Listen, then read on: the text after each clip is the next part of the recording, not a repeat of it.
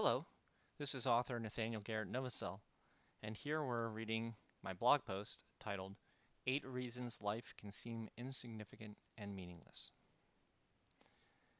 You may experience down periods in your life and wonder what it all means. A tragic loss, a major failure, or a brutal setback can deflate your enthusiasm and hope for your future and success. Alternatively, you could just enter a lull period where you lose your zest for life and motivation. Let that deflation consume you, however, and you can just give up on trying to see any kind of meaning and purpose in your existence. It can be hard to turn this around.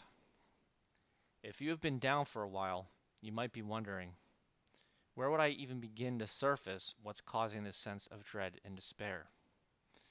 Well, fortunately, there are 8 main causes that you can diagnose. First, you're not growing in ways that are significant and meaningful to you. Second, you're not having significant and meaningful experiences. Third, you're not following your desire to find something that's significant and meaningful to you and appreciating what you have and what you've achieved so far. Fourth, you don't believe it's significant and meaningful, or don't believe that you can or should pursue or attain what you find to be significant. Fifth, because of the above, you feel hopeless about what life can bring you. Sixth, you have not adopted both a set of negative ethics, those are ethics to not hurt anybody, and positive ethics, those are ethics for doing good for yourself and others, that would bring you a sense of purpose to what you do every day. Seventh, you aren't supporting others in achieving their goals or receiving support. In other words, you're not working with others toward a greater meaning or a purpose beyond yourself. And eighth, you aren't choosing to see meaning and significance in your life and or choosing what could bring your life meaning. The great news is that you are almost in complete control of the above root causes. In other words, your life will be insignificant and meaningless because you deem it to be, and it can be significant and meaningful if you address the above issues, and then, therefore, deem it to be. Significance and meaning are completely relative and subjective. For example, you might think that planet Earth is significant because it's so big and you're so small. But Jupiter is much bigger, so does that make Earth less significant? And why would size determine significance? Shouldn't Earth be more significant because it has life growing on it? And is that significance objective? Or is it just relative to the criteria that the observer is using to judge its significance?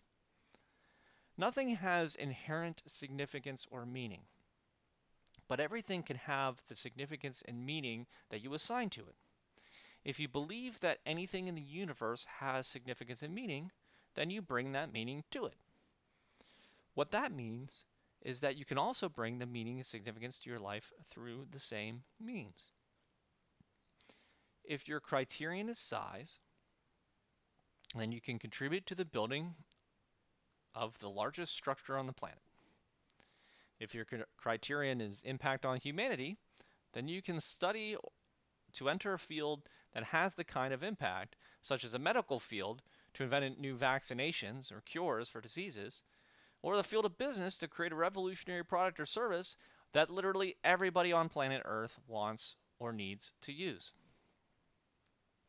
This raises the fundamental question: which criteria are best for determining significance and meaning? You're probably thinking that it's that what you do matters, and by that you probably mean that what you did had an impact. But rocks run into other rocks in space all the time, monumental impacts light years away that no one cares about but astronomers. So it's not necessarily about activities that occur or the impact that something has, as big rocks colliding into each other in space can attest for. So it's not about the activities that occur or the impact that something has, as large rocks crashing into each other can prove. Like the scene in Dead Poets Society where Robin Williams' character tells his students to tear out the page with the objective assessment of how great a poem is, rip that idea of objectively measuring significance out of your mind. Meaning and significance are completely up to you. Yes, you might use popular opinion to sway yours, such as judging the people you read in history books as completing great feats, but you could also just as easily tear them down if you wanted to. Newton didn't invent calculus, it isn't so great. Freud was wrong about many things. And Tesla wasn't the unsung godlike inventor that had all his inventions accredited to Thomas Edison. And there are links in the blog post that points to someone else who invented a form of calculus before Newton did, about Freud's mistakes and a lot of his weird obsessions with sex and other things. And then I talked about some of the things that Tesla did that wasn't just making genius things that other people took.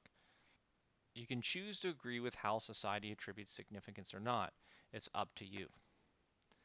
However, as you might have guessed from the 8 reasons above for why life might seem meaningless, there are 8 components that you can master to determine what your meaning in life is that are objective, scientific, and as certain as math or physics, at least in formulaic cause and effect terms. Feel free to take the free online self-assessment that is linked in the blog post. I'll link it in the video description. Take that online self-assessment of these areas on the site to get a baseline for yourself, and then feel free to get the book if you'd like to learn more about the 8 areas and how you can improve, or feel free to practice on your own or review this blog to develop those areas further. We talk about each of them in more detail in the book, in the blog, on the site, pretty much in many places. Choose to have meaning or choose not to have meaning. It's up to you, but the question I pose to you is, why live in despair when you can live happy and fulfilled just by changing your worldview? It's up to you.